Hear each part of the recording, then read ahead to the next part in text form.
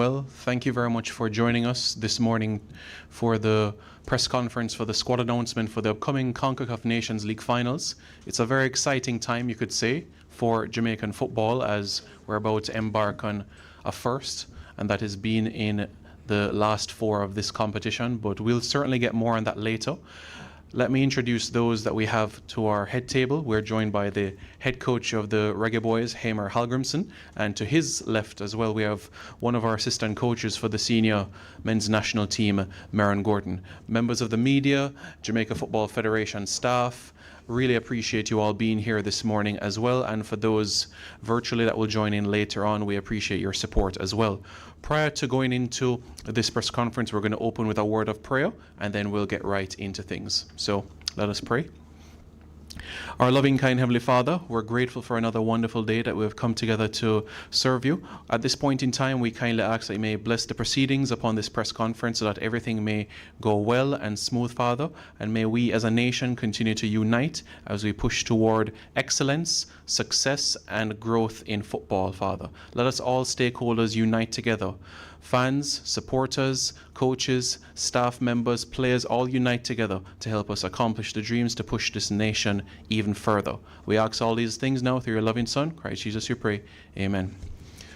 So at this point in time, we're going to head straight into the press conference. But before we get into the actual squad, we're just going to get some opening statements from our coaches, Coach Hallgrimsson and also Coach Gordon as well. In recapping the Trinidad camp, after the Trinidad camp, Coach Hallgrimsson didn't come back to the island immediately. He had the media workshop which took place in Dallas. So just want to get from Coach Hallgrimsson firstly some opening remarks in relation to the Trinidad camp, and then we'll lead into the Nations League itself. Coach? Yeah, thank you for a lovely prayer as well. As we have stated before, January and February was our time to focus on the domestic players. We traveled the parishes, met the people in charge of football development, did some local camps, played games against JPL teams. So really we put full focus on the domestic players. That kind of project finished with the 2 matches in Trinidad, and it gave us a chance to see new players up close. It gave them a chance to show us how good they were and what they can offer for the national team. Well, it was 2 really good months for me, especially as I learned a lot about the culture, the football culture, speaking to the people in charge of the development. So some players from this project took their chance, and I would say from these kind of games and camps, even though it only gives us 1 player for the first team, it's worth it. And in this current squad, we have 3 players from this camp in Trinidad. And I would say some players really caught our attention, and all of them are future Reggae Boyz potentials. So even though these 2 months are finished, we will still have an eye on domestic football, and our plan is that Maron is going to be our eyes and ears, even though we will be watching as well, but he will be ahead of watching the JPL and the players here. And maybe I'll give the floor to you, Maron, if you want to talk something more about this Trinidad camp and how it helped us. Yes, good morning. I think the guys acquitted themselves well. This camp for me was to see how people could transition from, our local Premier League, into international football. The focus on the meetings, the focus on the trainings. I think the guys really did well. Some of them really knocked on the door really hard. Also made it a little bit difficult for us to select the squad to go into the Nation League. So I think the guys did well, and it's just for them to just continue to build on their craft, and hopefully in the future we might have even more than the number we have now in the squad. Yes, thank you very much, coaches. Really appreciate it on recapping the Trinidad camp. Certainly a lot of positives to take from that experience, being able to give 14 debutants and being able to keep a clean sheet in Trinidad and Tobago for the first time since 1998 as well. So certainly some great strides were achieved in that camp, and also prior, as the coaches made mention, the domestic camps that took place on that weekly basis. Now we're going to talk and switch attention now into the Nations League. Coach, just want to get firstly from you the importance, the excitement leading into these upcoming games for Jamaica in Dallas. Yeah, first of all, it's an absolute privilege and exciting for us to be in the top 4 CONCACAF tournament. So it's the first time for Jamaica, and it's really good for the development of our squad leading to the World Cup in 2026. To be playing finals is always important for every player to play matches like these. It is of course going to be in US, against US, in front of their fans, and they have the capability of playing at home all the way to at least 2027, because all finals will be played in US until 2027. So they have the advantage of being always playing in front of their supporters. So I hope the Jamaicans living in the diaspora in US will come and support us. All the people that can, please come and show support to the players. But what it means is of course, number one, it gives us a chance to win a continental trophy. That will be the first one for Jamaica. And doing good in this tournament will give us a lot of FIFA points. That will affect the rankings, etc. So it's a big chance for us if we do good. And like I said, if we have 2 good performances, then we have won our first major trophy for Jamaica. So a lot of possibilities in this camp, but it's a really good preparation both for the Copa America in the summer, the World Cup matches in June, and then of course in preparing the squad for World Cup qualification. Yes, and just a reminder to the media as well, for next week, Thursday, Dallas and Jamaica are back on the same time zone now. So kickoff will be 6 p.m. Jamaica time. So it's the same time in Dallas as well. 6 p.m. kickoff for Jamaica against the United States. And the final and third place playoff will be on the 24th, which would be the Sunday as well. So those are some of the logistical things that we all can make note about for those games. Now we can, yes, go ahead, Coach. No, it's just, it's a strange camp though for us. It's a short one. So the match is played on Thursday, if I remember right. Most of our players though are playing Saturday. There is I think 5 players playing Sunday. So most of them will be in US on Monday, but we probably will not be able to train on Monday. So we have only Tuesday and Wednesday to prepare. So it's a very short preparation for an important match. And I'm really happy that the players accept to come as early as possible, so we can at least have some players on training on Monday.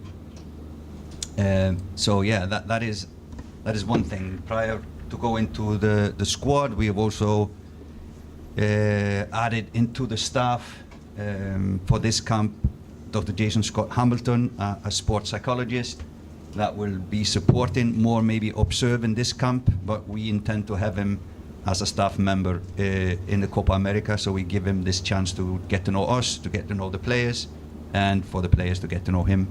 So he will just be there to assess things, for sure helping us coaches and for the players that want. Also, we will be involving in the staff Freddie Butler and Bibi Gardner. Freddie is the under-17 coach for Jamaica, and Bibi has been supporting the programs, the national team programs, both from England and here in Jamaica. So it is really important, especially for me as a foreigner, to have former Reggae Boyz coming in and giving their expertise and their experience, and it helps the players as well a lot to have the possibility to interact with them. So we're trying to do what we can to improve our setup in the national team. All right, thank you very much, Coach. Now we can go straight into the upcoming assignments. But before that, Coach Maron Gordon will touch a little bit on our first opponents in the semi-final, which will be the United States. US, what can we say? Big rivals for us. They have 11 players coming over from the Gold Cup squad into this squad. You know, it's a team with a lot of high-profile players in high-profile clubs. You know, but I think tactically we have been doing good against them, you know, especially recently. You know, it's just to fix a few finer details, and we should get a positive result against them. With a little bit more killer instinct, I think we could have, you know, beat them in the Gold Cup. But you know, such is the game. But we are planning. I know they are planning. But we're trying to get this, you know, get this one right this time, because you know, we really want to win this tournament, you know, and it'll be very good for the country to win something like this, and a good boost going into the Copa America, a good boost going into the World Cup qualifying. All right, thanks very much, Coach Gordon. Now, Coach Halgrimson, we can go right into in relation to the squad and some key notes on certain players. Yeah. Sorry. It's interesting to talk about the squad. It's already in the social media, so interesting makes you wonder who you can trust and who not. So it leaks easily out here in Jamaica, so we need to be more careful, especially going to important matches like these, that we don't give any advantage to the opponents. So I'm going to start with some negatives. Some players are missing this camp. For example, Ethan Pinnock. Pinnock had a bad ankle injury and is still a few weeks from returning. He has absolutely assured me that he will be fresh and ready for the World Cup preparations and the Copa America matches. Sadly, Amari Bell got injured last week, and he did a hamstring surgery 3 days ago, and he will be out the minimum, I think he said 11 weeks. So even unlikely to be fit for our World Cup matches in June and the Copa America as well. It's possible, but I would say it's unlikely. Third and fourth player missing is Shaman Nicholson and Demari Gray. They are both suspended for the game against US. So, but we still add them in the squad because they will be eligible to play the second match we play. So both of them, Shamar got yellow cards in both games against Canada, and that is why he is suspended against US, and Demari got a red card in the second match, so he's automatically suspended against US. But like I say, they are both available for our second match in the tournament. And then Leon Bailey and Trevante Stewart, both not selected for this camp because of disciplinary reasons. Maybe just to finish on that one, because I know there will be, if we don't explain, there will be a lot of questions. Just to avoid a lot of questions, we basically have a lot of agreements between the staff and the coaches and the players, but we have only one rule: don't leave the hotel after 10 p.m. And these players didn't even sleep at the hotel, missed the bus next morning. And we've kind of finished this. Both the players took responsibility of their actions. They apologized to us and the squad, and the apology is accepted. We all do mistakes in our lives, even the best. And for all of us, case is closed, and we move on. So it was decided they will not be selected for the next camp, and only this camp. So it was dealt with inside the group, and should always be done this way, not in the media, and I hope you will respect that. Again, someone felt it was necessary to leak it, so it's been all over the media the last 24 hours. I really would like to have presented this in another way, but because of the leak, we just rip the Band-Aid and say things as they are. There's an old Arab proverb that says it's better to have 1,000 enemies outside the tent than to have one inside of it. So let's learn from this in all kind of angles of this situation and grow and be stronger after this one. To the positive, we have 3 new young players in the squad. Maybe if I talk about Bailey Katamatri, is an 18-year-old striker from Sheffield Wednesday. Already at 18 years old, he has played 19 caps for Sheffield, scored 3 goals. Really hard-working, clever using spaces, hard-pressing guy, and is a born goal scorer. So a player that we really think is a future potential for the Reggae Boyz. If we go to the next one. Kaim Dixon, you know, after the school board tournament, you know, I had a meeting with coach and I told him about this youngster. We took a look at him during the local camps. You know, he impressed us then. Very hard-working kid, you know, scored goals at will. We took him to Trinidad. We won the game 1-0. He was the goal scorer. Did really well, especially in the first game. A kid with a bright future and somebody that we think, you know, is good to be around us, especially be around professionals, you know, in a professional environment to see what the next level is like. And I think this will just be a joy for this kid. Yeah, has a lot still to learn, like most young players. Has got goals written all over him, I feel. And then the third one is Shaquan Davis, is for the first time selected for the squad, the goalkeeper at Mount Pleasant. Surely can be one of our future Reggae Boyz goalkeepers. Trained with us when we had the camp here against Canada, and has impressed our goalkeeper coach, and he wants to at least continue to monitor him and help him grow. I think the squad is online, so with so many players out, gives of course chance for others to step up and shine. And we after some absent times, we are recalling Ronaldo Sifas.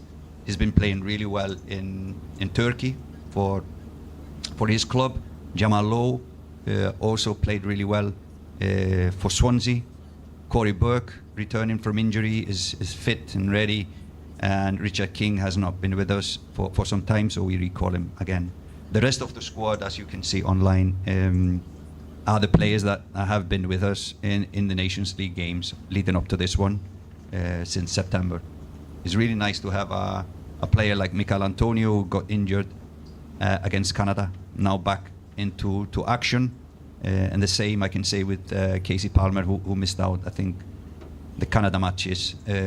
So he's back and playing really well for Coventry at the moment. So we have players doing really well at their clubs, and we hope they can transfer that into the national team.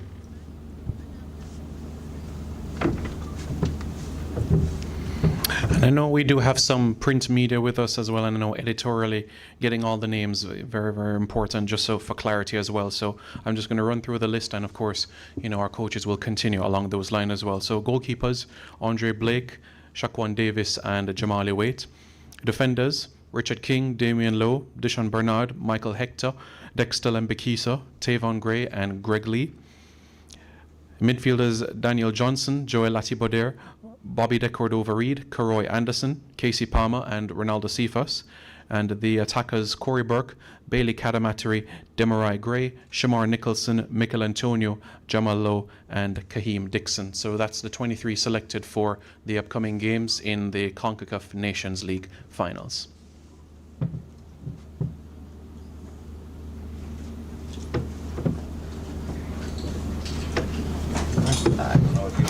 All right, everyone, so that is the squad. We'll now open the floor in relation to questions that may have. Please indicate with your hand, and then we can continue and ask questions to coaches Halgrimson and coaches Gordon as well. All right, so we can open the floor for questions now. Yes, Gregory Boyz. Good morning. Players like Demarai Gray and Leon Bailey have been a real creative and goal scoring output for them. How much pressure do you think Michael Antonio now will have to take up in their absence as one of the leading men? Well, you're absolutely correct. Without Bailey, Nicholson, and Demari, we are We are lacking the attacking threat that we have had in the games leading up to this one. So it will be a big task for those who step in, the likes of Michael Antonio, to lead the attack. But having looked at the players that have the possibility to play there, I am pretty optimistic that they will bring something new to the table, something exciting, and yeah, it's just an opportunity. It's better to look at it as an opportunity rather than something to make up for. So, so I think some players will for sure be looking at the squad and say, now it's my turn to play. I'm gonna step into into these shoes and do good. So I hope that the players will grab this opportunity they have in this huge game. You have a follow-up, Bryce? Speaking about opportunities. Okay. Speaking about opportunities, with the recent Trinidad camp, a player like Kaim Dixon, how much pressure do you think he's under now to perform at such a young age in a match like this? Yeah, it's a really good question. It's really important both for the supporters and him to understand that this is a chance he will get now, and we are not asking him to deliver the same as others. This is a test for him, a chance for him to grow as a player and a person. We think he has a bright future. You know, he's only 19, and has not played a lot of let's say grown-up football. So it's mostly schoolboy football. It's a similar situation like with Whisper when we took him to the Gold Cup. He grabbed his opportunity, did well for us. So it's just a chance. He knows, like everybody else, he will have more chances in the future if he plays his card correctly. But this is not do or die for him. This is an opportunity, and I hope he understands it. There's no pressure on that kid. And it's also just to see how he interacts, like Meron said, how he interacts with these players, different kind of players, and normally good players will step up and play better with better players around them. So I hope that will happen for Kaim, but the future is his, and for sure, whether he plays or whether he plays good or bad, there will be more opportunities in the future for him. You want to add something for that? Just to add to what Coach is saying, taking Kaim into an environment like this is not to pressure him as a footballer, but to build his character, build his professionalism, you know, because his next life or his next level will be that. So it's not to bring him here to help us to get results, you know, but trust me, if you give him a chance, he will definitely deliver. But that's not what we are thinking of. Just as what Coach said we did for Whisper, you know, bring him in the environment, bring him around professionals, you know, let him see the next level of football is what is most important for us. Thank you very much, Gregory. I appreciate it. Any follow-up questions? Anybody else? Members of the media? Yes, you can go ahead, Mr. Blake. Good morning. Morning, Coach. Morning to the press officer, Simon. Morning, Coach Gordon. Ohini Blake, Dre Anyweather Sports. You can choose the answer as you may, but I want to ask. You explained clearly about some of the senior players who were not selected. We accept that. We just want to ask about two players and your thoughts on them. Let's start with the easier one. In the goalkeeping department, for the third choice goalkeeper, we have seen Amal Knight being given a role. We have seen Kemar Foster locally. You want to shed some light on the reasons behind the choice of Shaquan in this opportunity, and then a follow-up question after. I wish that our goalkeeper coach was here, so it's more his decision who he brings as goalkeeper coaches. But for sure, Shaquan has done well once he has been with us. So, like I said, we took him in for trainings when we were here last camp against Canada, not as a squad member, but for the goalkeeper to look at him. He has been playing well and trained well with Mount Pleasant. I think, well, I'm not going to say what goalkeeper qualities our goalkeeper coach sees in him, but he thinks he is a goalkeeper that can step up even improve more, and we need more goalkeepers to be playing at a higher level. So maybe a difference from Kemar Foster, who gives us a lot of experience. This one, Shaquan is younger, and we have Amal Knight as well. So what are we looking for in our goalkeepers selection is always we have to look at them three and see what they give us. So for sure he is a future, I would say he's a future goalkeeper with a good guidance. He can be one of the best in the future. So I think that is the reason, without, I'm putting words in my goalkeeper coach mouth.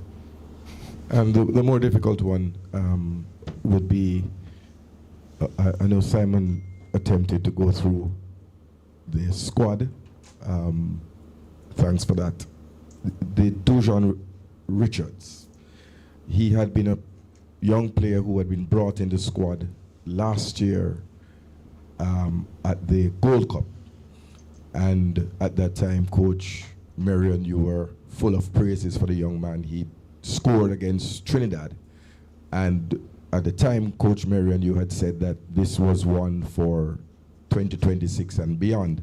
So I'm seeking an answer as to his omission, that he, having been brought in to be developed for 2026 and beyond, and having not had a bad game for Jamaica, the reasons for his omission. Yeah, it's a good question, and clearly it's good to have this question, just to clarify. He is now at Chelsea. Finally, he had a long time before he went to Chelsea, so he didn't play a lot of matches. Even though we played him, he was not playing regular football at that time, but he has some good coaching, and he was fit, but apparently not much fit. Now he has played some under 19 games for Chelsea, and recently, I think, starting under 21 last week or 2 weeks ago, he started to play for the under 21. Is starting to score there, so he's growing in this environment, and we love that he went and took this big step. And it's always, how big step is it? Can he grow? But at least you can see now he's starting to play for the under 21s at Chelsea. So apparently he is growing there, getting to know the environment, and it's not like we have forgotten about Whisper by far. But he needs time to adjust and develop, and I think if he continues like this, he will develop. So it's not going to be a long time until you see him back again. But let's give him time to grow and develop in his environment. And finally, Coach, what is the realistic expectation to the fans? Are we in this to win our first piece of silverware? That's the final question. Good question. Of course. When you are in a Final Four in any tournament, you of course are aiming to win. So that's always when you go into every game to win it, and especially when you only need 2 good performances to win a title. So, but if you're asking about percentage, how much percentage, or if you want to bet on it, I can't give you the odds on it. But for sure, if you look at the squad, US has players playing at a higher level than us. So maybe on paper, US is more likely. But this wonderful game, is not always how it looks on paper.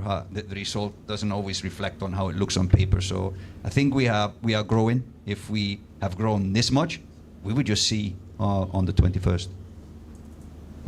Thank you very much, Mr. Blake. Really appreciate it. We have another question here at the back. Right, go ahead. Coach, question about a player that the fans have been asking about for a long while now, Omar Hutchinson. Question is, did he receive a call-up, or what's the latest update on Omar Hutchinson, since we haven't seen him now in a long while? Now, again, a player that we are monitoring, we are in contact with. So a good question. I know the fans have been asking about him. So we had, or I am in contact with the family. They said, as you remember, we're not hiding anything. They said that he wanted time before he wanted to come back to national team, because and this time he said he wants to focus on the promotion fight, and after that he will take the step for the national team. But he's really now focused on getting the promotion for Ipswich. He want to purely focus on that, and he feels like it's enough for him at the moment as a player to be doing that one thing at this time. So we respect that, but we are monitoring that player, are in good contact with them. So there's nothing unusual about this. He's just focusing on his career at Ipswich, and yeah, that is his free choice, of course. But like you saw in our 60-player squad, he was there. So we always are hoping that he will sometimes say, okay, I'm ready. All right, coach, and final question with Bailey, the youngster from Sheffield.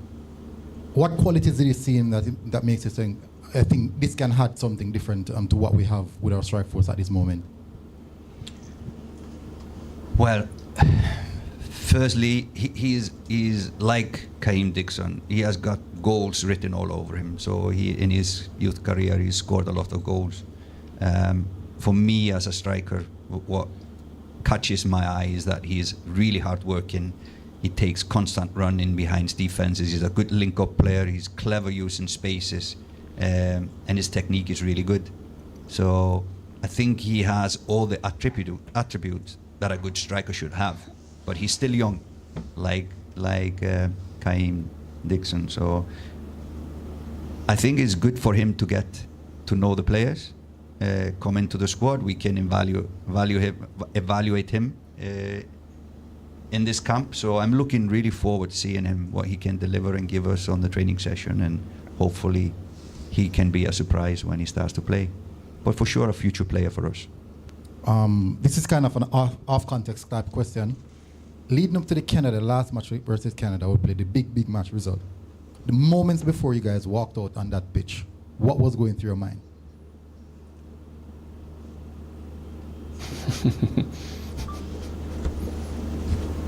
Before the game, I really don't remember. Really don't remember. We were probably thinking about some tactical things, but I really don't remember. Normally, I have him. He's my portable drive. So my gigabytes are kept with him and him. I think one of the most important things we spoke about as a group was that we need 2 goals, at least. So even if Canada scored first, we're going to need 2 goals. So that was the main thing from a tactical point of view. We know it was going to be a tough night for us. We had some bad history on that pitch. We know that we have to fight against history and fight against weather and everything. So it was just a mindset thing for us, I think. All right, thank you very much, Mario. Appreciate it. Do we have any more further questions? Yeah, good morning. How important was that match, that Canada match? How important it is now in the scheme of things heading into this match? How you perform, how you actually came out of that match in that tough environment? How important is it now heading into this match? How are you going to use that as any form of platform or whatever? So it's a good question. I think, that Canada environment, kind of show the new us, where we are willing to go anywhere and fight, especially, the plans that we had as a technical staff that we presented to the players was that, in order to have competitive games for all the windows coming forward, we need to win that game to go to the Nation League semi-finals. And I think, that pushed us, all the players, were fighting for at no point in the game you saw like we were going to give up. I know a lot of people stopped watching the game after Canada scored first, but we had that belief, we had that will to say that we're going to push through. And I think that will and that know-how and that fight, we're going to, just push over into the US game. Can I add to this? I think psychologically it's important knowing that we can do things like this going into this game against US. Maybe the odds are not in our favor, but we still know what we did there. So psychologically, it gives us strength and growing as a team. It gives us strength.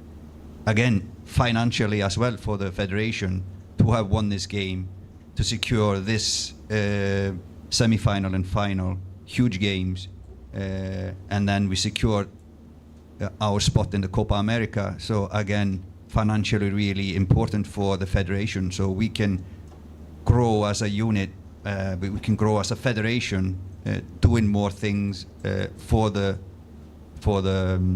senior teams, both men's and the women's. So it makes it easier financially as well. Yeah, one more. Coach, I don't know if you're aware, but there's a perception that in your mind already as a staff, most local players won't get a look in at the crunch time. You spoke about some players taking their chances in Trinidad. And you also spoke earlier about there will still be an eye on the local situation where Coach Meron will may possibly supervise and oversee. What can you tell us about that in terms of, are you still, will you be having a stern eye still out for the local talent when the crunch time comes around, for the big ones? Yeah, I kind of answered that before this, so we will continue to do that. I think we have spent a lot of time now, recent 2 months. For me, it really doesn't matter where the talent comes. We just want to select the best talents. I said in my meetings with the guys in the parishes or the people in the parishes that I probably am not as sentimental as many of Jamaicans. It's pretty basic. If there's a good player here in Jamaica, he's sold, and the clubs will sell a player when an offer comes, more or less. They even send them in season on loan for the chance to sell a player. So we often talked about, a player, if he's good, he's sold normally to a USL club in US. And if a player in USL is good, where does he go? He goes to the MLS. And if a player is good in the MLS, where does he go? He goes to the top clubs in Europe. So if we have already a lot of players in the top clubs in Europe, it kind of, for me, makes sense that we should start to look there and find the players there. Of course, there will always be exceptions. For me, it's just logic. It's just logic. But we have our eyes on the players here. We have been selecting players from here. Also, if we do that, these players will probably take the next step. They will get more exposure, etc. I think, though, the first national team should not be that platform. It should be an under-23 national team where these players can play on a regular basis. I get what you're asking, but I kind of answer this question in the opening statement. Yeah, because as I said, the perception, no matter what, there will be that perception that at the end of the day, irrespective of what you say, I don't think we can change. I don't think we can change the perception of people. So if people want more domestic players playing in the JPL or in the schoolboy football to play for the first national team, that's their opinion. I just express what I feel and I think and how I see things, and I like to be honest. And if people don't agree with me, then of course they have the right to criticize our selection. All right, thank you. Thank you very much. Really appreciate there, guys. Really appreciate the questions for coaches Hallgrimson and Gordon. Thank you for being here as well, everybody. We appreciate it. For those individuals that will be heading to Dallas, safe journey to those, all right? And, where exactly you can get more information following the national team, JFF Football on Twitter, Instagram, and also YouTube as well for the latest updates. So thank you very much for being here, guys. Be safe on the road, and we will certainly be in touch. Have a pleasant day.